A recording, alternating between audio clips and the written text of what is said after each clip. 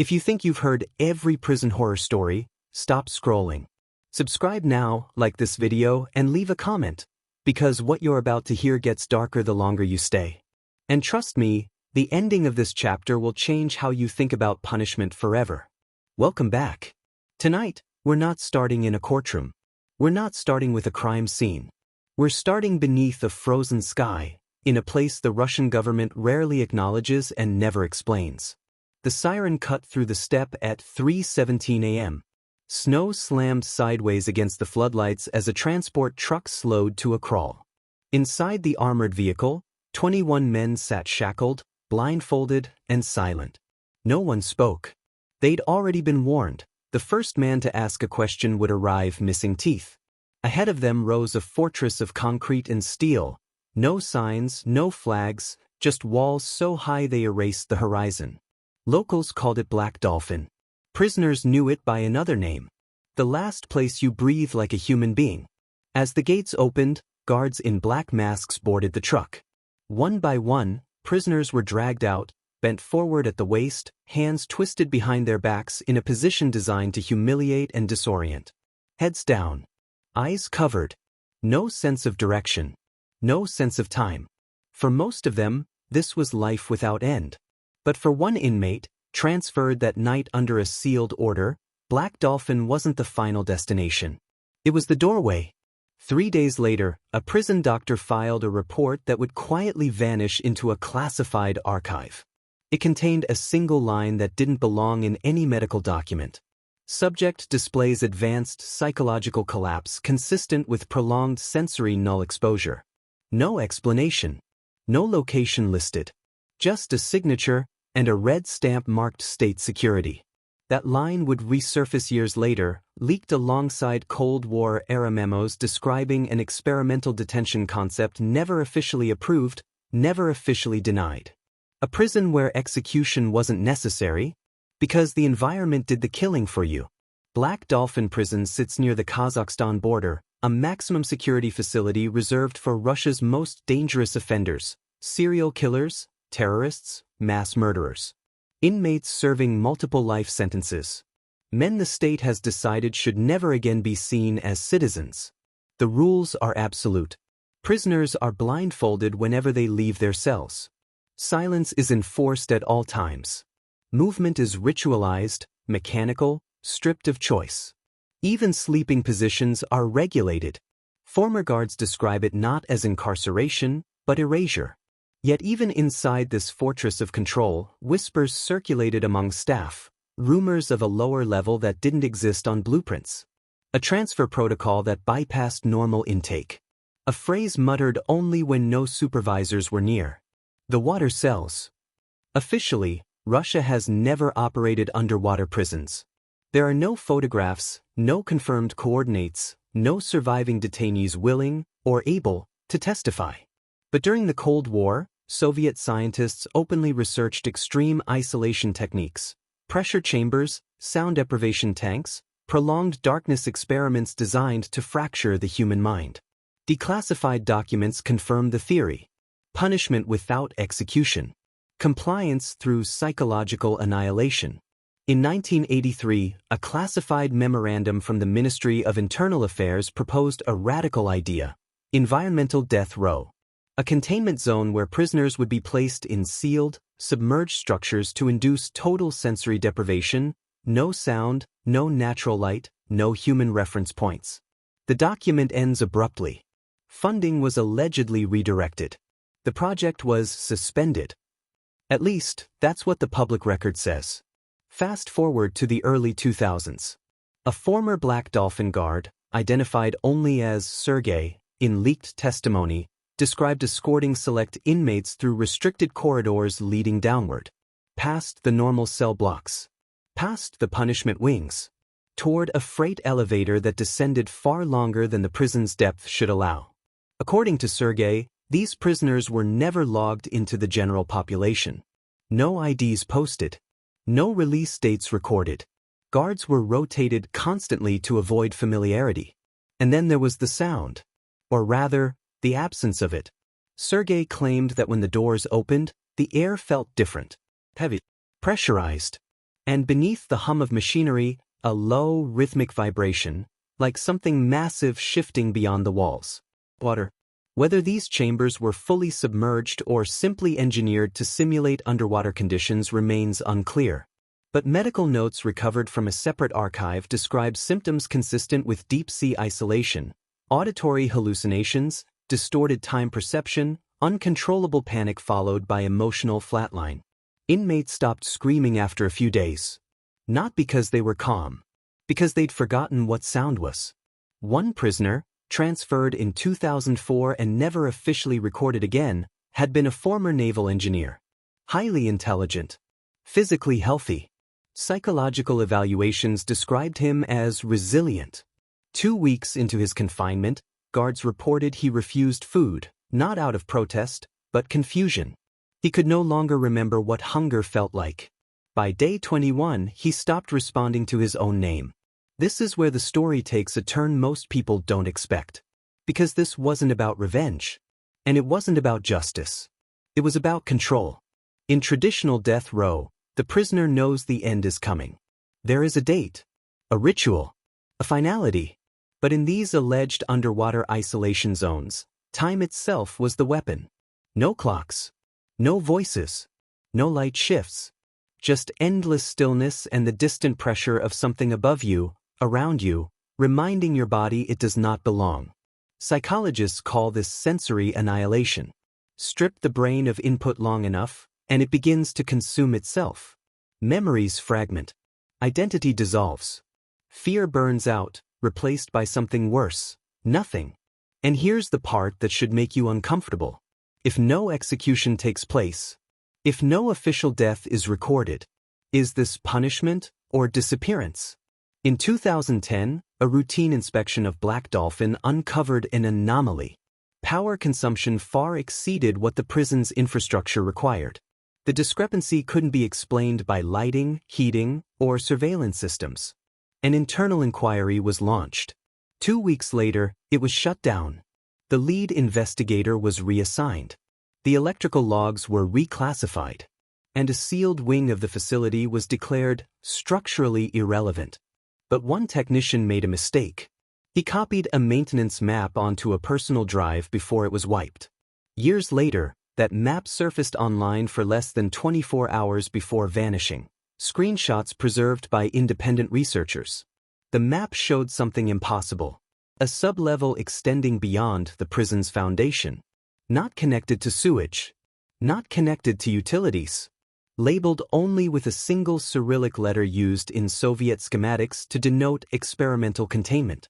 When journalists attempted to verify the map, Russian officials responded with a statement that raised more questions than it answered. There are no detention facilities beneath Black Dolphin prison not accounted for in publicly available records. Publicly available. Which brings us back to the prisoner transferred on that frozen night. The one whose medical report vanished. The one whose symptoms matched something no standard cell could cause. Years later, his name appeared once more, on a list of inmates officially declared alive, but unlocatable. No cell assignment. No visitation record. No burial certificate. Just a living man, legally existing somewhere. And when former guards were asked a final question, what happened to those taken below, they all gave the same answer. They didn't die. They faded. But the most disturbing part of this story isn't what we know. It's what was discovered next, when a locked service hatch was finally opened during an emergency inspection. Because behind that door was proof that Black Dolphin wasn't the deepest secret this prison was hiding. And once investigators saw what was down there was no turning back. If you think this was unsettling, don't click away. What comes next reveals how close this experiment came to becoming permanent, and why some officials were terrified it already was. Before we go any further, pause for 1 second. If stories like this make you uncomfortable, that's exactly why you need to be here. Hit subscribe now. Like the video if you want more investigations that don't flinch. And tell me in the comments right now, do you think some prisoners deserve this kind of punishment? Because by the end of this chapter, that question won't be simple anymore. The service hatch was never meant to be opened. It sat behind a false wall in a restricted maintenance corridor, painted the same dull gray as everything else in Black Dolphin prison. No warning signs. No labels. Just a steel outline so perfectly sealed it blended into the concrete like it had grown there. The emergency inspection that exposed it wasn't planned. A power fluctuation rippled through the facility one winter night, briefly knocking out surveillance in the lowest monitored wing. For 13 minutes, Black Dolphin went partially blind. That had never happened before. Protocol demanded a full sweep. When technicians reached the end of the corridor, they noticed something wrong immediately. The floor temperature dropped sharply near the wall. Condensation beaded along the concrete, despite the prison's controlled climate. Water was nearby. The lead engineer ordered the wall tested for hollow space. The reading came back abnormal, too deep, too regular. When they chipped through the surface layer, they uncovered a sealed hatch reinforced from the inside. It took 3 hours and a clearance code pulled directly from Moscow to open it. Behind the door was a vertical access shaft. And at the bottom of that shaft, far below where the prison's foundations should have ended, was a second world. The chamber they entered didn't look like a cell block. There were no bars, no windows, no visible doors. Just a circular corridor lined with thick metal pods, each one bolted into the walls like coffins standing upright. Every pod had a small observation slit. Most were dark. One wasn't. Inside, illuminated by a dim, artificial glow, sat a man strapped into a molded restraint chair. His head was shaved. His eyes were open. He didn't blink. A medic stepped forward and called out. No response. When they checked his vitals, the results were impossible. His heart rate was dangerously low, but stable. His muscles showed signs of extreme atrophy, inconsistent with the time he was officially incarcerated. Then came the smell. Not decay. Not waste. Sterile water and recycled air, like the inside of a submarine. This wasn't a holding area. It was a system. If you're still watching, don't just lurk. Comment, "I'm still here," below. The algorithm hates silence, and so do stories like this. The chamber was flooded, not completely, but strategically. The pods were sealed units connected to a surrounding pressure-controlled environment. Sound-dampening panels absorbed almost all external noise. Lighting never changed intensity. Temperature never shifted. Time didn't exist here. Former naval psychologists would later identify the design as an advanced adaptation of Cold War isolation experiments, techniques originally meant to prepare submariners for extreme conditions. Here, they were used to break people. Each pod functioned independently. Prisoners were fed intravenously. Waste was removed through sealed systems. Human contact was eliminated entirely. Even guards didn't enter the chamber. Monitoring was done remotely. One document recovered during the inspection was labeled simply, "Phase Silence." It outlined expected psychological stages. Day 1 to 3, acute panic, screaming, resistance. Day 4 to 10, cognitive distortion, hallucinations, time fragmentation. Day 11 to 21, emotional shutdown, identity erosion. Beyond day 21, subject becomes compliant or internally absent. No execution. No blood. No official death. Just disappearance of the self. Here's the part that should make you uneasy. The man found in the lit pod wasn't scheduled to be there. His name did not match any inmate currently serving time at Black Dolphin. His conviction dated back to the late 1990s. Official records listed him as alive, transferred, and under evaluation. That evaluation had apparently lasted over a decade. When doctors attempted to remove him from the restraint chair, his body resisted, not physically, but neurologically. His muscles no longer recognized voluntary movement. When they spoke to him again, he finally reacted. Not with words. With fear. The sound of a human voice caused his heart rate to spike violently. His eyes darted around the pod like he was underwater and running out of air. Silence, it turned out, had become his only anchor. Quick question. Be honest in the comments. Would you survive total silence for 30 days? Most people wouldn't make it a week. As word of the chamber spread internally, panic followed. This facility wasn't on any approved oversight list. No civilian authority had signed off on its continued use. If this became public, it wouldn't just be a scandal. It would be a crime. Orders came down fast. Seal the shaft. Reclassify the inspection. Transfer responsibility to state security. But one investigator refused. Irina Volkova, a federal compliance officer with a reputation for being unbreakable, requested full access to historical transport logs. She wasn't looking for the chamber anymore. She was looking for patterns. And she found them. Every inmate transferred to Black Dolphin under sealed orders shared 3 traits: extreme sentences, high intelligence scores, and prior resistance to interrogation. These weren't random criminals. They were men the system couldn't control. Men who refused to break. Until this place. Irina cross-referenced those names with medical supply requisitions, specifically long-term for nutrition and sedative agents uncommon in standard prisons. The quantities matched sustained use over years. Not days. Not weeks. Years. When she pushed for external oversight, her clearance was suspended within 48 hours. Her office was locked. Her case files were seized. And she was reassigned to a desk job hundreds of miles away. But before she left, she did one thing that would later matter more than anyone realized. She copied the pod schematics. If you want the rest of this investigation to surface, like this video, it tells the platform this story matters. And if you don't want to miss what happens next, you already know what to do: subscribe. The schematics revealed something horrifying. The pods weren't designed for long-term survival. They were calibrated for gradual neurological collapse. Pressure, oxygen levels, and sensory input were adjusted to keep the body alive while accelerating mental disintegration. This wasn't detention. It was psychological execution without paperwork. And here's where the danger escalates.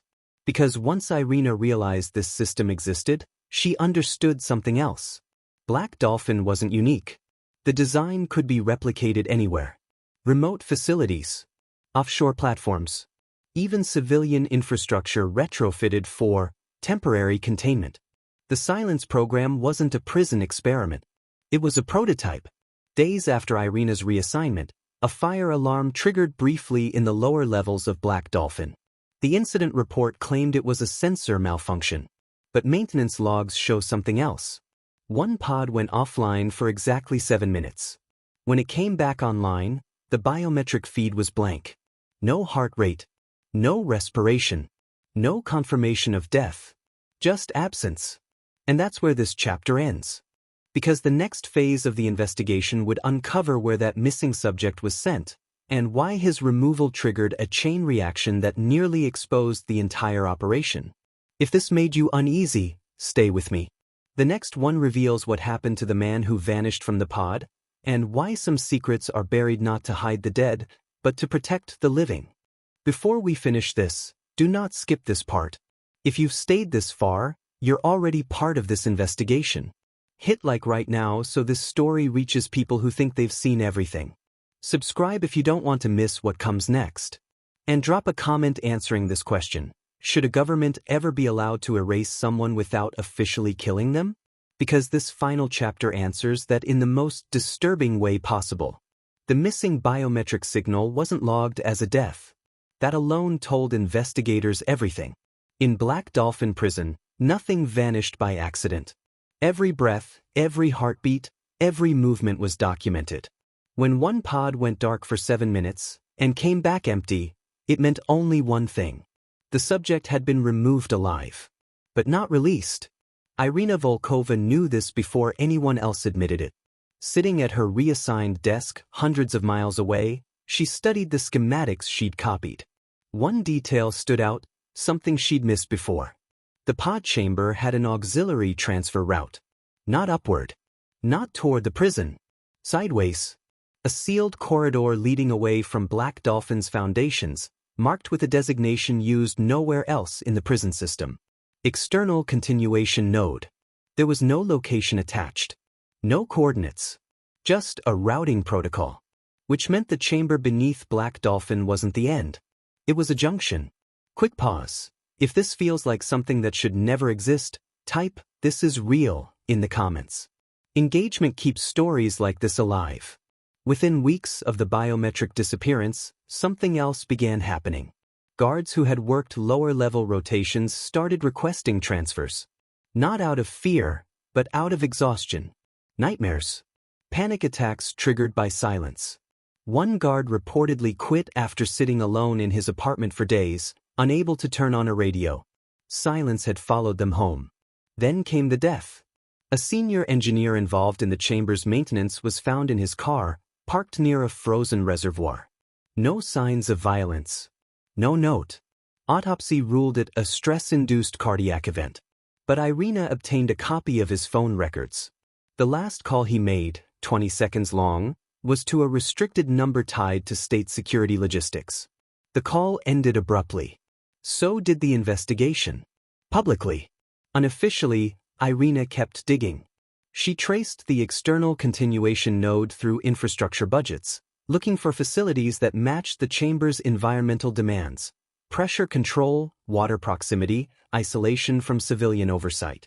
3 locations surfaced. All decommissioned. All officially inactive. All still drawing power. One of them was an offshore research platform in the Barents Sea, abandoned, according to records, after the Soviet collapse. Satellite imagery told a different story. Lights were on. And something else stood out. A slow, rhythmic pattern in the surrounding water, consistent with intake and release systems. Not drilling. Not research. Containment. If you're still here, subscribe now. Stories like this don't get told twice. Irina leaked what she found to an international watchdog group specializing in unlawful detention.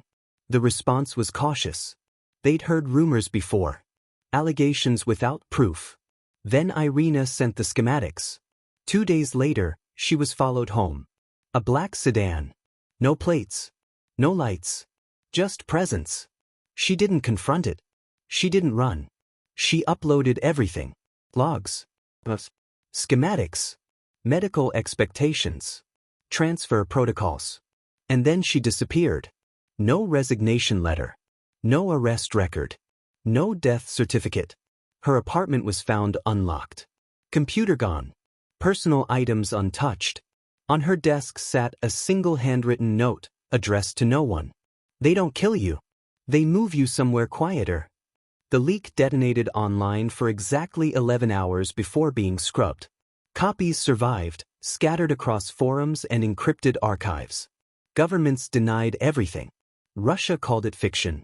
Former officials called it misinterpreted research. Black Dolphin Prison issued a statement claiming no sublevels existed beyond publicly known infrastructure. But then a mistake was made. During a routine naval exercise near the Barents Sea platform, sonar picked up something unexpected beneath the structure. Multiple sealed compartments. Occupied. Human-sized. The reading was classified immediately. But one technician spoke anonymously. They weren't moving, he said. Not swimming. Not drifting. Alive doesn't always mean conscious. That's the final horror of this story. Because the silence program wasn't designed to punish crimes. It was designed to solve a problem every authoritarian system eventually faces. What do you do with people you can't intimidate? Can't interrogate? Can't publicly execute? You remove them from the world, without removing their legal existence. No trials. No martyrs. No graves. Just silence. Be honest. Comment below. Is this worse than execution? I'm reading every answer. Years after the leak, a former intelligence contractor broke his silence during an off-the-record interview. He confirmed what many feared. The man removed from the pod, the one whose biometric feed went dark, had been transferred to the offshore platform. Not for punishment. For observation. They wanted to see how long a human mind could survive total isolation before it stopped forming thoughts entirely. When asked what happened to him, the contractor paused. He didn't die, he said. But he also never came back. Today, Black Dolphin Prison still operates. The offshore platform officially doesn't. Irina Volkova is still missing. And the most unsettling part? None of this violates international law, if no death is recorded. So the question isn't whether underwater death row exists. The question is simpler. If a person is kept alive, stripped of identity, memory, sound, time, and human contact, what exactly are they? And who decides they deserve it? If this story shook you, like this video so it reaches people who need to hear it. Subscribe if you want more investigations that don't look away. And if you think this should never be allowed to happen again, say it in the comments. Because silence only works when no one is listening.